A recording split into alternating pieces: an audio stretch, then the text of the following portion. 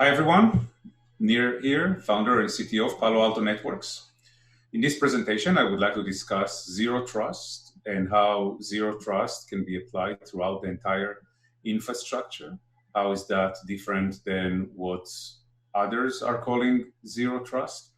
And more importantly, how zero trust can be the guiding principle in designing cybersecurity architectures.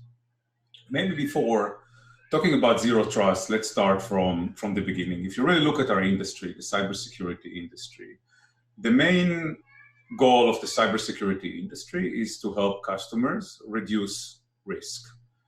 Risk is not going to be zero. We don't want it to be too high. We want the risk to be balanced versus cost and what we can lose in case of a cyber attack. And over the last 25 years, I've been developing, and the industry has been developing products that help customers reduce risk. Now, there are different ways to reduce risk. For example, encryption at rest, right? If you encrypt content at rest, you reduce the risk of that content being stolen, or at least if it's stolen, that content being useful for the adversary, and you reduced risk. There are many other technologies like that. However, if you look at most of the tech that the industry has been producing and selling and you've been buying over the last many years, that tech was focused on one thing, which is establishing trust, and by that, reducing risk. So, for example, in the beginning, at least the beginning of my career, when I started building firewalls, we needed to establish trust for IP addresses. So how do you trust IP addresses? How do you trust port numbers? You put a firewall. We needed to establish trust for files. How do you establish trust for files? Well, back then you put AV software on the endpoint, and if the file is not in a well-known list or it doesn't have a well-known signature, then you can trust it. Not super smart, but hey, 25 years ago, that's what we had.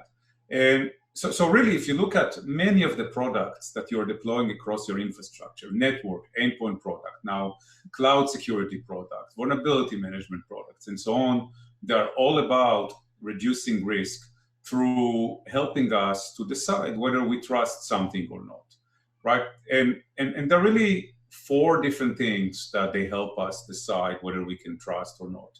Users, can we trust the user? Can we not trust the user that's trying to access something in our infrastructure? Endpoints and workloads, so user endpoints and endpoints as servers or containers, VMs, and all type of other endpoints that we're seeing today. Can we trust them?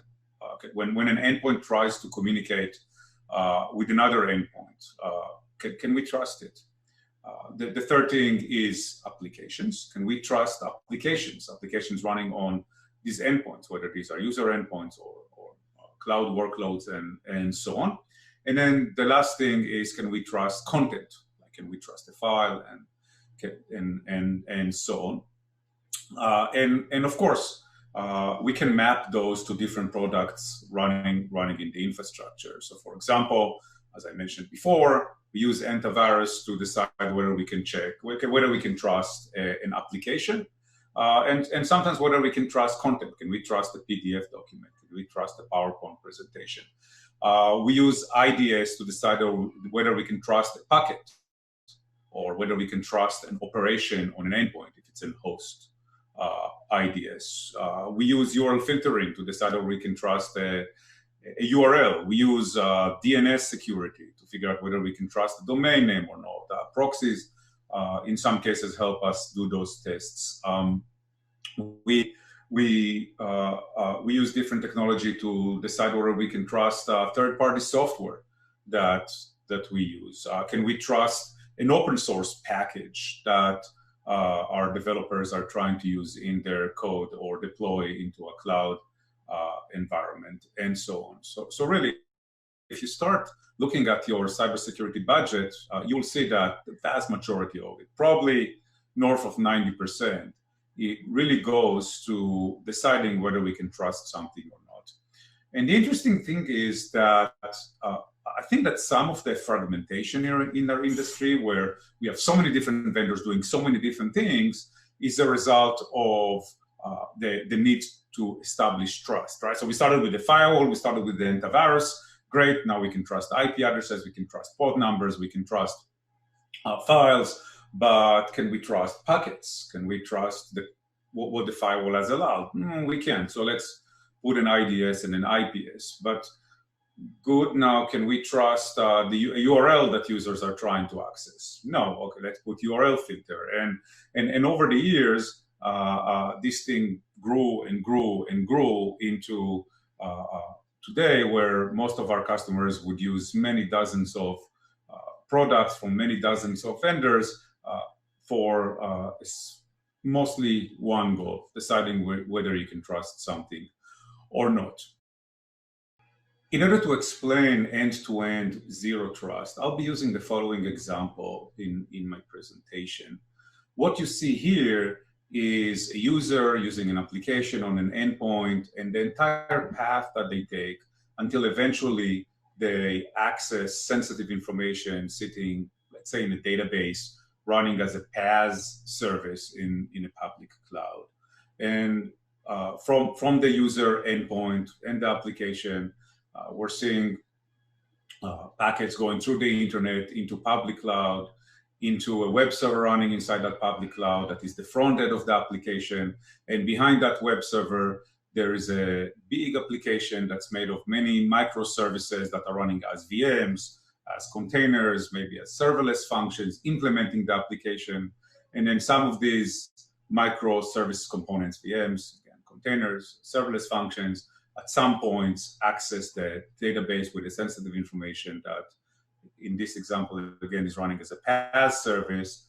And we want to show how zero trust has to be done end-to-end, all the way from the user and the application and the user endpoint to that Paas application.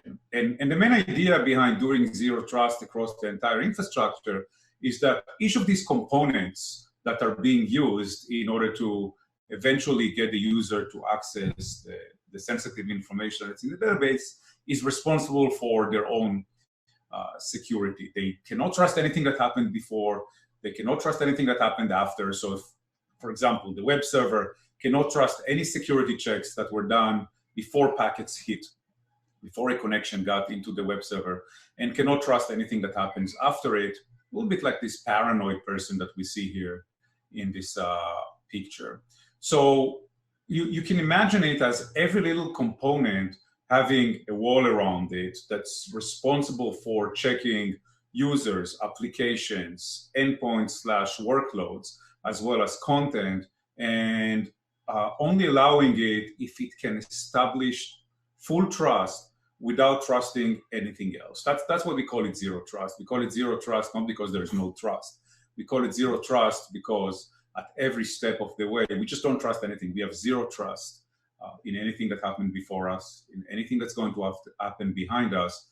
And we're going to do all the checks at each of these steps in order to establish trust. So now that we understand the concept of zero trust and how zero trust needs to be done end-to-end with all the components participating in it, let's look at some specific use cases, some specific real-world examples of zero trust and how zero trust should be applied to the infrastructure.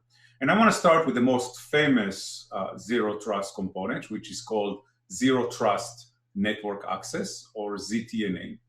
Some vendors would like to present ZTNA as being zero trust. We believe that it's a component of zero trust, and specifically, it's the component of zero trust that is between the user and the front-end application. So in this case, we want to make sure that the user is whomever they say they are, that the content that they send or receive is what it's supposed to be, and in some cases, maybe we can verify the application that the user is using through host profiling, and specifically the way we implement that is using a lot of network security technology, either running on-premise or running delivered from the cloud. In some cases, we would call these remote access technologies, but the important thing is that we have to look at everything. We have to identify the user.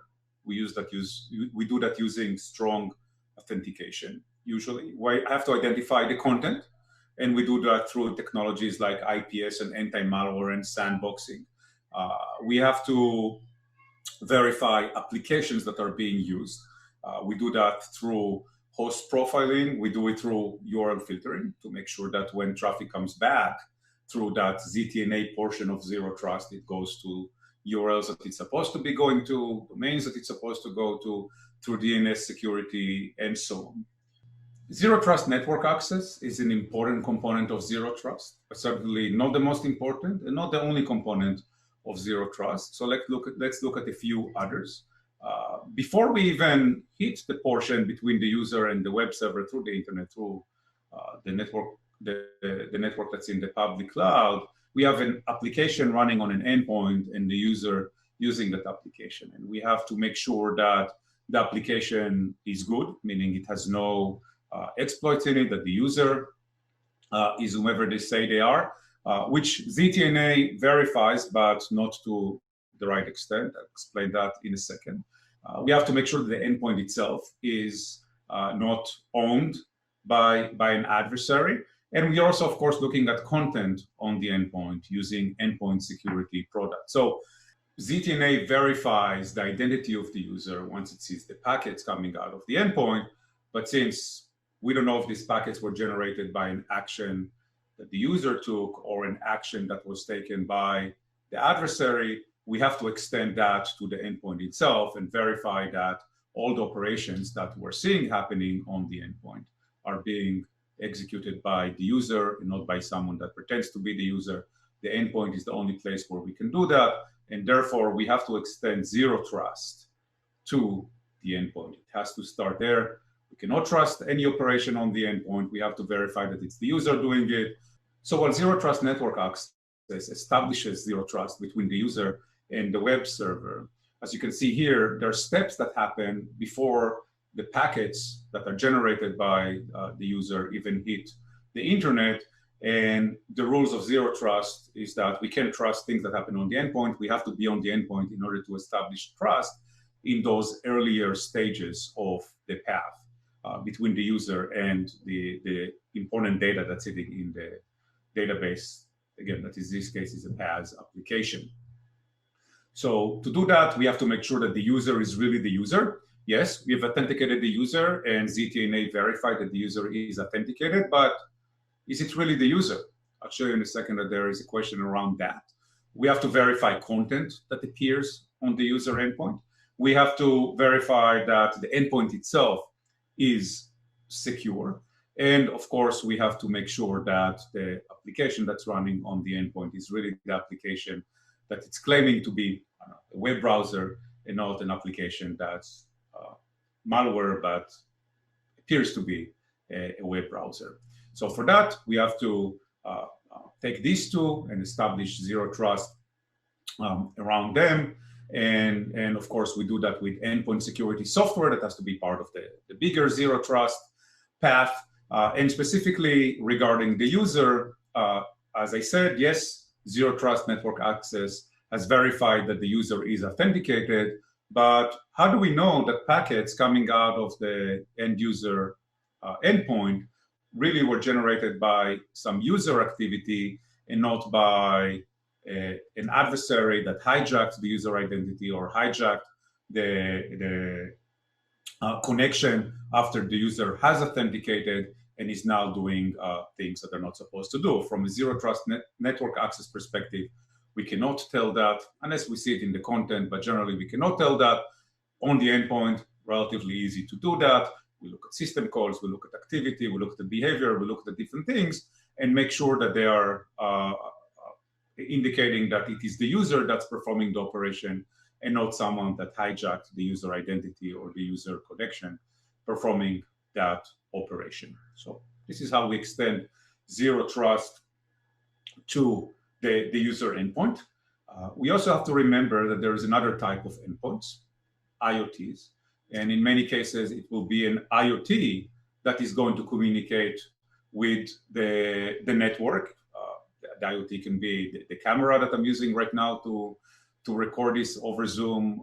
It can be my microphone, which I'm sure is running some sort of software on it. It's a high-end microphone, and the IoT can be, of course, many different things that the enterprise might be using, things that have to communicate with applications that have sensitive data in them. We've seen IoTs, of course, in robotic surgeries. We've seen cars that are IoTs. We've seen many medical devices that are IoTs, and of course, many examples of IoTs that need to communicate with sensitive data, and we need to secure them well before we can perform zero trust network access for those IoTs. For that, we're seeing an emerging market for IoT security, and really it's about protecting the IoT from a zero trust perspective, the same way we protect the endpoint. We have to, with the exception of not really having a user on the IoT, we have to protect the IoT itself, or establish trust, for the IoT itself. We have to establish trust for the application running on the IoT, and we have to establish trust for the content coming in and out of the IoT to make sure that it's not malicious. These are the goals of IoT security. And when we're designing our cybersecurity architecture, when we're designing our end-to-end zero trust, we have to take IoT security into consideration and make sure that IoT, number one, the IoTs perform zero trust checks for content, for application, for the device itself, and second, that we don't trust traffic coming out of the IoT in further stages of the path, for example, in the zero trust network access stage of the zero trust, the end-to-end zero trust path. So that's for IoT security. Now that we've established zero trust for the application and the endpoint, the top left side of this slide, and we established trust for the user going through the internet and the public cloud to the web server with zero trust network access, we're getting to the next stage of zero trust, which is the application running, the backend application running behind the web server, which in many cases is made of hundreds, thousands, and even more microservices implemented as VMs, as containers, as serverless functions. And we need to establish zero trust there, meaning first, we cannot trust anything that's getting into that ecosystem from the web server into that ecosystem of microservices. We cannot trust anything outside of that ecosystem. In this case, it will be the Paas applications. But even within that ecosystem of microservices that make up a backend application, we're finding that it's very, very useful for different components of that microservices architecture, for each microservice, not to trust other microservices as well. So if we have one microservice that's talking to the database, and we have another microservice that's talking to the web server, when the microservice that's talking to the web server tries to talk to the microservice that's then accessing the database, we need to establish trust between these two, and that's not easy, but very, very important in any zero trust architecture. How do we do that? Well, probably we need to run an agent inside every microservice, inside every VM, inside every container, inside serverless functions. Those agents help establish an identity for each of the microservices, such that when microservice A tries to talk to microservice B, we can be assured that it's really A trying to talk to B. Both A can be assured of that it's really talking to B, what's after it. You can trust anything after you. And B, making sure that it's A talking to it. You cannot trust anything that happened before you. You can't say, well, it's probably okay, because if it's communicating with me, something tested and checked that it's okay, that it was okay before. No, zero trust requires that A doesn't trust B, B doesn't trust A, and we use the identity that we establish for A and B to make sure on both sides that A talks to B and B talks to A. That's how we enable zero trust for the microservices themselves. Now we need to establish zero trust for the content. So when A talks to B, A sends information to B sends information to A.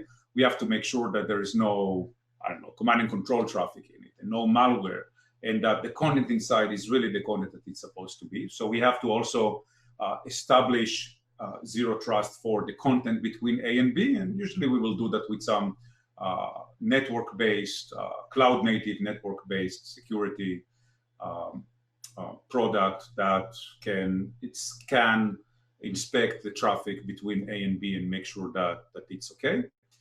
And we also have to establish trust for the applications that implement microservice A and microservice B. And the way we do that is with the agent that's running inside, as well as by shifting left to the stages before we even deploy those microservices, where we look for vulnerabilities. We look at the application that's being deployed and make sure that it's really the application we're trying to deploy and nobody has hijacked the deployment infrastructure. We make sure that the software that we deploy, if it's open source, came from the right source, and so on. And also we do runtime checks while the application is running. We do runtime checks to see that the operations that the application is performing are the right operations, what we expect from the application, and nobody has hijacked the application and is now trying to circumvent it. So by having an agent across all the components of the microservice architecture, meaning in every microservice, in every VM, every container or container host at least, and every microservice, we're able to establish zero trust, both for the microservices themselves, for the workloads themselves, for the content, the information that the microservices exchange, and for the applications that implement the microservices. Now, as you can see, there is also a Paas component after the microservices, and those microservices that talk to the Paas application, which in our case is a database application that has sensitive information in it, they need to make sure that they're talking to the right Paas application, to the right database. That's nobody, of course, has somehow found a way to exchange that with a mock or a fake Paas application, and we're now reading and writing data to a database that's not the right database and it's under someone else's control. So there has to be zero trust also between the microservices that use the Paas service or Paas services and the Paas services themselves from the microservices perspective. And the same thing is true for the Paas application itself. So now that we move to the Paas application, the Paas application has to make sure that the microservices that are communicating with it are the right microservices that are supposed to be communicating with it. The application itself that makes up the Paas application, in the case of a Paas application that's running in a public cloud, of course, is under the public cloud provider responsibility. Maybe there are ways to establish our own zero trust around that and make sure that it's really the application that we're expecting. Maybe we can go through the configuration of the Paas application. And we also have to look at the content in the Paas application, make sure that that content is not malicious. That maybe there's a PowerPoint presentation stored in the Paas application. Maybe it's a storage Paas application or a blob in a database Paas application, that PowerPoint presentation in my example is not malicious, and once it makes itself back to the user, might hurt the user. So establishing zero trust within the Paas application is also very important. The Paas application cannot trust anything that's communicating with it. Nothing that communicates with it can trust the Paas application, and we cannot trust the content within the Paas application. We have to establish trust for that as well. So now that we've established trust throughout the entire path, all the way from the user and the user's endpoint and the application that they use to the database, in this case, that stores sensitive information, there's another layer to zero trust. And the way things have evolved over time, and rightfully so, we don't trust the zero trust. And what I mean by that is that in some cases, zero trust decisions cannot be made in real time. And in most of the cases, if you look at the path here that the communication takes all the way from the user to the application, we don't have a lot of time to make the decision. Like, we have milliseconds to make a decision whether we can trust something or not, whether we can trust the user, whether we can trust the content, whether we can trust an IP address or a URL or a domain name. And in many cases, we can make that decision in a millisecond, but there are cases where we can't. In some cases, we would make the wrong decision because we only had a millisecond to make the decision.